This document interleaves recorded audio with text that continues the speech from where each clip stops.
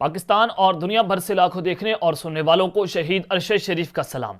नजरगाम में अगले 24 घंटों के काउंटडाउन का आगाज हो चुका है और हर घंटा गुजरते ही खेल बड़ा खतरनाक होता चला जा रहा है, क्योंकि हुकूमती लोग वुज़रा जो हैं वो खुल्लम खुल्ला मार्शल लॉ और इमरजेंसी की बात करना शुरू हो चुके हैं। 11 साल मनसूबा पर बात हो रही है, क्योंकि इलेक्शन के लिए लोग तैयार नहीं है। अगर इलेक्शन नहीं होते तो सीधा साधा पाकिस्तान में इमरजेंसी नाफिज कर दी जाएगी। और चीफ जस्टिस तो पाकिस्तान उमर अताब बंदयाल साहब डटे हुए हैं, क्योंकि ये मुल्क और कौम का मसला बन चुका है, ये आइन और कानून की बात आ चुकी है। तो कुछ बड़ी खबरें हैं, ब्रेकिंग न्यूज हैं, जो लेकर आपकी खिदमत में हाजिर हुआ हूं। सबसे पहली खबर पर आज हमने बात करनी है कि जनाब जनरल आसिम मुनीर ने इमरान खान से गारंटी मांग ली है।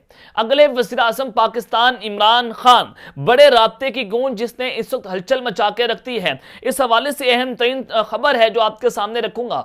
और दूसरी खबर पर आज हमने बात करनी है कि जनरल आसिफ गफूर भी रडार पर आ चुके हैं और अब तक का सबसे खौफनाक इंकशाफ जो किया गया है वो बड़ा इंपॉर्टेंट है, जिसने इस वक्त तब्बले जंग बजा के रख दिया है। ये इंकशाफ क्या है, वजह क्या है, हकीकत क्या है, इस हवाले से अहम तरीन तफसीलात आपके सामने रखनी है। और फिर जनाब शहबाज शरीफ जो हैं वो नहल करने की तैयारियां उनको हो रही हैं। काजी फायज ईसा को फौरी तौर पर चीफ जस्टिस लगाने की तैयारियां आखिर होने क्या जा रहा है। आज की रात बड़ी इंपॉर्टेंट है, क्योंकि शहबाज शरीफ जो हैं वो फाइनल ओवर्स खेल रहे हैं। रेड जोन में क्या चल रहा है और इमरान खान ने ठोक कर जवाब दे डाला है। ये जंग बड़ी खतरनाक होती चली जा रही है। इस हवाले से तमाम तफसीलात वमा हकाइक वमा सबूत आपके सामने रखूंगा। लेकिन अगर आपने चैनल को सब्सक्राइब नहीं किया, चैनल को लाजमी सब्सक्राइब कर लें, बेल आइकन को दबा दें, आने वाली तमाम तरह अपडेट्स आपकी खिदमत में बर वक्त पेश होते रहें। नदरखान, कल का दिन पाकिस्तान की तारीख में बहुत अहम है, क्योंकि सेक्रेटरी दिफा कल सुप्रीम कोर्ट ऑफ पाकिस्तान में पेश होने जा रहे हैं, सेक्रेटरी खजाना होंगे। और चीफ जस्टिस ने वाज़ेह तौर पर कहा कि अगर जरूरत पड़ती है तो फौज की क़यादत को भी तलब किया जा सकता है, यानी कि हालात बड़े कशीदा हैं। और सोमवार को अटॉर्नी जनरल ऑफ पाकिस्तान जो है वो इस कार्रवाई का बाइकआउट भी कर सकते हैं। वो 3 रुकनी बेंच पर हुकूमत ने यह फैसला कर लिया है कि वो उस पर एतमाद का इजहार कर रहे हैं और इनका फैसला जो है वो हुकूमत तस्लीम नहीं कर रही। तो हालात बड़े कशीदा हैं कि हुकूमत बाकायदा तौर पर सुप्रीम कोर्ट ऑफ पाकिस्तान पर हमला करने की तैयारियां कर रही है। जस्टिस सजाद मॉडल लगाने की तैयारियां हो रही हैं और सुप्रीम कोर्ट पर हमला कैसे करना है ये प्लानिंग्स भी गुंडों की मुकम्मल है। अब लेकिन जनाब मरियम नवाज ने चीफ जस्टिस पर ताबड़तोड़ हमले किए और मरियम नवाज जो है वो जस्टिस इजाजुल एहसन, जस्टिस मुदाहिर नकवी और तमाम सिटिंग जजेस जो हैं उनके खिलाफ घटिया प्रोपेगेंडा कर रही हैं, उनकी तस्वीर चलवा रही हैं और उनके खिलाफ हर तरह की जुबान दराजी की जा रही है। और यहां तक कि मरियम औरंगजेब सुप्रीम कोर्ट के सामने खड़ी होकर प्रेस कॉन्फ्रेंस कर रही है और चीफ जस्टिस को ब्लैकमेल करने की कोशिशें की जा रही हैं। अब खबर यह है कि मरियम नवाज के खिलाफ तौहीन अदालत की कार्रवाई जो है वो शुरू हो चुकी है। लाहौर हाई कोर्ट में तौहीन अदालत की दरख्वास्त जो है वो समाअत के लिए मुकर्रर कर दी गई है। मरियम नवाज जो बदमाशी कर रही है उसकी बदमाशी मजीद चलने नहीं दी जाएगी, क्योंकि अदालत ने फैसला कर लिया, पाकिस्तान की अदलिया ये फैसला कर चुकी है कि वो मजीद गंदे खेल का हिस्सा नहीं बनेगी। क्योंकि जिस रात अदालतें खुली थी वो तो सवालिया निशान था, लेकिन चीफ जस्टिस का वो सुमोटो भी दुरुस्त था जो इमरान खान के खिलाफ लिया गया था, क्योंकि वो भी आइन तोड़ा गया था। ये भी मैं आपको बता रहा हूं, क्योंकि वो अगर ना कुछ होता तो अदालतों की तरफ बहुत सारी चीजें बहुत बढ़ना शुरू हो जानी थी। तो खान साहब जो है उन्होंने भी कहा कि पिछला सोमोटो जो है चीफ जस्टिस पाकिस्तान का वो भी दुरुस्त था। लेकिन जनाब आसिफ कुरमानी है नून लीग के, उन्होंने एक स्टेटमेंट दी है कि हमने इलेक्शन में ना जाकर एक बहुत बड़ी गलती कर दी है। इमरान खान को हटाने के बाद हमें फौरी इलेक्शन में जाना चाहिए था। हो सकता है कि मुझे इसकी सजा मिले, लेकिन कुछ लोगों ने मियां साहब को बेबस किया हुआ है। इससे आपको अंदाजा हो जाना चाहिए कि नून लीग में भी बड़ी दलाड़े हैं और कुछ ग्रुप है जो शहबाज शरीफ का ग्रुप है वो इलेक्शन में जाना नहीं चाहता। उसने पूरी नून लीग की सत्यानाश करके रख दिया है और इस वक्त पाकिस्तान मुस्लिम लीग नवाज जो है उसका कोई नाम लेना भी पसंद नहीं कर सकता। ये जो मकबूलियत है, नवाज शरीफ चाहकर भी इतनी बड़ी मकबूलियत इमरान खान के मुकाबले में नहीं ला सकते, वो ना जीत सकते हैं। तो कुछ और खबरें हैं वो भी आपके सामने रख देता हूं कि इस वक्त उलमा जो है वो भी बोलना शुरू हो चुके हैं। मुफ्ती तकी उस्मानी बहुत बड़ा नाम है पाकिस्तान के उलमा इकराम में इनका और बड़ा मर्तबा वाले हैं। मुफ्ती तकी उस्मानी ने बड़ी इंपॉर्टेंट ट्वीट्स की हैं। उन्होंने कहा है कि मौजूदा हालात में सबको बिठाकर मुल्क की मफाद के लिए मसले का हल निकालने की उन्होंने अपील की है। उन्होंने कहा कि अगर किसी घर के लोग आपस में लड़ रहे हों तो घर में आग लग जाए तो उस वक्त की बहस की जाएगी कि आग किसने लगाई है। वाहिद रास्ता यह होगा कि सब मिलकर आग बुझाएं। मौजूदा बुरहान का हल सिर्फ यही है कि तमाम जमातें और इदारे मुनाफरत और दुश्मनी की बजाय सर जोड़कर मुल्क को बचाएं।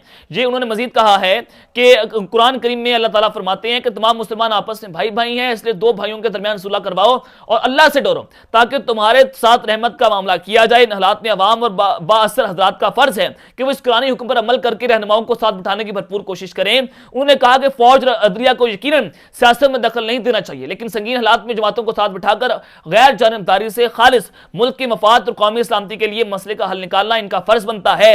अब फौज और अदलिया की जानिब जो है वो तकी उस्मानी साहब ने बहुत बड़ी अपील की है कि तुम्हारा फर्ज बनता है कि जो हालात तुमने पाकिस्तान में पैदा कर दिए तुम जो है वो न्यूट्रल रहकर पाकिस्तान के लिए जो है वो काम करो, वरना आप जो है वो अपने हल्फ और आइन के खिलाफ वर्जी कर रहे हैं। ये पाकिस्तान के बहुत बड़े आलिम कुरान जो है तकी उस्मानी साहब बात कर रहे हैं और इनकी बात की बड़ी वैल्यू भी है।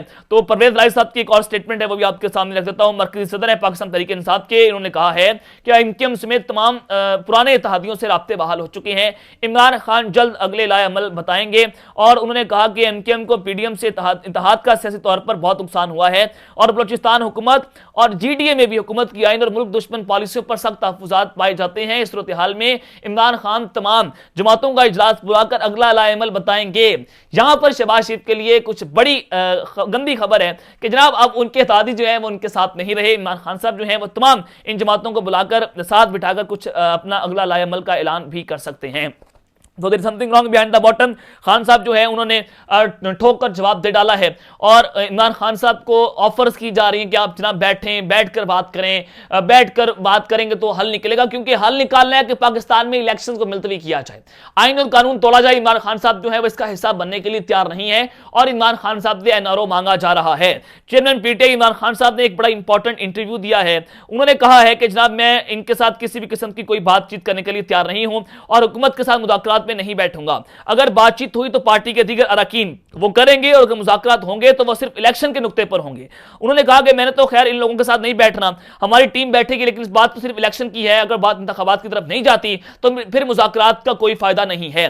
ग्रैंड नेशनल डायलॉग की बड़ी बड़ी बातें छोड़ें, पहले तो इलेक्शन के ऊपर आए। जो कानून आइन कहता है अगर आप इलेक्शन नहीं करवा सकते तो किसी ने किससे कौन मुज़ाकरात करने हैं, क्योंकि इस वक्त तो मामला जो है वो इलेक्शन का ही है। इस वक्त सबसे बड़ा मामला 90 रोज में इलेक्शन है, वो 90 रोज गुजरते जा रहे हैं और ये आइन की तौहीन हो रही है और इसकी बेहुरमती हो रही है। अगर आप आइन के ऊपर नहीं चल रहे तो उसके बाद मुज़ाकरात किस चीज से करने हैं? अगर अभी इंतखाबात नहीं होंगे तो फिर अक्टूबर में इंतखाबात करवाना बहुत मुश्किल है और फिर अक्टूबर में भी इंतखाबात नहीं होंगे। इमरान खान साहब जो है बड़ा वाज़ेह तौर पर ये बता चुके हैं। लेकिन जनाब जो शहबाज शरीफ साहब हैं वो नहल हो रहे हैं। इसके पीछे वजह क्या है? क्या वो नहल हो सकते हैं? कादी फायदा को फौरी तौर पर चीफ जस्टिस लगाने की जो तैयारियां हो रही हैं, आखिर होने क्या जा रहा है? मैं आपको यहां पर बड़ी खबर दे देता हूं। एक तो यह कि शहबाज शरीफ साहब ने अब से कुछ देर पहले इजलास में गुफ्तगू की है। उन्होंने कहा है कि मौजूदा सूरत हाल में इलेक्शन मुमकिन नहीं है। भाई तुम्हारे बात का मुल्क है कि तुम इलेक्शन करवाओगे, तुम करवाओगे, सियासत फैसला करेगा किसने इलेक्शन करवा रहे हैं। यहां पर इलेक्शन कमीशन, गवर्नर और सदर पाकिस्तान फैसला करे, आप फैसला नहीं करेंगे। इलेक्शन कमीशन भी बिक चुका है, गवर्नर्स इनके अपने वो भी बिक चुके हैं और जनाब ये इलेक्शन ना करवाकर मुल्क और आइन के साथ खेला जा रहा है। किसी के बाप का मुल्क नहीं है कि पाकिस्तान का मुल्क, पाकिस्तान की अवाम का मुल्क है, अवाम फैसला करेगी, तुम कौन होते फैसला करने वाले। लेकिन जनाब जो मामलात हैं उनकी ज़ेर सदारत एक इजलास हुआ है जिसमें वफाकी वज़ीर आज़म नज़ीर तारड़, मलिक अहमद खान, एजाज सादिक, अताउल्लाह तारड़ और अहद चीमा समेत दीगर ने जो है वो शिरकत की। इजलास में सुप्रीम कोर्ट में जारी मुकदमात और सियासी सूरत हाल पर मुशावरत हुई है और वहां पर यह बात की गई है कि इलेक्शन नहीं होंगे और फुल कोर्ट बेंच की इस्तदा मुस्तद होने पर नजरसानी दरख्वास्त से मुतल्लिक कानूनी पहलुओं पर मुशावरत की गई है। अब जो जराए हैं वो ये बताते हैं कि शहबाज शरीफ ने कहा कि सुप्रीम कोर्ट का एहतराम है, लेकिन इख्तिलाफी नोट से बहम पैदा हो गया है। हम मुल्क की मईशत ठीक करने के लिए दिन रात कोशिश कर रहे हैं, महंगाई की लहर पर जल्द काबू पा लेंगे और इस दौरान पंजाब और केपीके में इलेक्शन अक्टूबर से कबल करवाना मुश्किल हो जाएंगे। इलेक्शन होने चाहिए लेकिन मौजूदा सूरत हाल में इलेक्शन मुमकिन नहीं है। तुम्हारे बाप का मुल्क नहीं है शहबाज शरीफ साहब, इलेक्शन तो होंगे, सुप्रीम कोर्ट का फैसला है और 90 रोज में इलेक्शन होने हैं। आइन और कानून जो है वो बड़ा वाज़ेह है। तो आपको इससे अंदाजा हो जाना चाहिए कि शहबाज शरीफ साहब जो है वो आइन तोड़ने के लिए पूरी तरह से तैयार हैं और ये डटे हुए हैं। लेकिन जनाब नून लीग जो है बहुत बड़ा ब्लंडर ये मार रही है कि वो ये कह रही है कि हमें जस्टिस कादी फायद ईसा के अलावा कोई भी जज काबिल कबूल नहीं है, हमें सिर्फ उसके फैसले जो है वो कबूल हैं। और फिर जनाब वकला जो है वो कल शहर दस्तूर पर एहतजाज करने जा रहे हैं सुप्रीम कोर्ट के भाई। और वकला ने बड़ी सख्त वार्निंग दे दी है कि हम अपने चीफ जस्टिस को और अपने आइन और कानून को बचाने के लिए तुम्हारे साथ आनी हाथों से निपटेंगे, और अगर पूरे मुल्क से वकला बाहर निकल आए तो शहबाज शरीफ के लिए चलना एक सेकंड भी मुश्किल हो जाएगा। वकला की ताकत से तो परवेज मुशर्रफ नहीं लड़ पाया था, ये जो आमिर छोटे मोटे आमिर बैठे हुए हैं परवेज मुशर्रफ से बड़े आमिर ये नहीं हो सकते। परवेज मुशर्रफ अगर इनका मुकाबला नहीं कर सकते तो शहबाज शरीफ कौन होता है इनका मुकाबला करने वाला, एक छोटा 2 फुटिया, वो मुकाबला करेगा इस पाकिस्तान का। लेकिन जनाब मैं आपको ये बता दूं कि अगर अभी इलेक्शन नहीं होते तो कभी इलेक्शन नहीं होंगे, क्योंकि ये पूरा प्लान इनका 11 साल मंसूबा है। और 11 साल मंसूबा यही है कि जब पाकिस्तान में माशरा लगा तो 10 साल से पहले पाकिस्तान में इलेक्शन नहीं हुए हैं। तो इमरान खान साहब भी अपने इंटरव्यू में बात कर चुके हैं। तो जब आर्टिकल 190 के तहत सुप्रीम कोर्ट ऑफ पाकिस्तान फौज को भी तलब कर सकती है और किसी भी इदारे को तलब कर सकती है, वज़ीर-ए-आज़म को तलब कर सकती है। अगर वो तलब नहीं होते, अगर वो वहां पर नहीं आते तो उनके खिलाफ तौहीन अदालत की कार्रवाई भी हो सकती है। और फिर आपने देखा कि यूसुफ रज़ा गिलानी को सुप्रीम कोर्ट ऑफ पाकिस्तान ने उड़ाया था, तो उसी तर्ज के ऊपर शहबाज शरीफ को भी फारिग किया जा सकता है, उनको भी नाअहल किया जा सकता है अगर आइन और कानून तोड़ा गया। और सुप्रीम कोर्ट ऑफ पाकिस्तान एक बार फिर किसी भी वज़ीर-ए-आज़म को उड़ा सकती है, जो ये मामला जिस जानिब जा रहे हैं। तो तलत हुसैन साहब भी बात कर चुके हैं कि इनके अपने सहाफ़ी इमी ग्रुप का उन्होंने नाम लिया, फिर भी खान के नाम के ऊपर तो उन्होंने सियासत तो करनी है, सहाफ़त तो चाहे इनकी सियासत हो।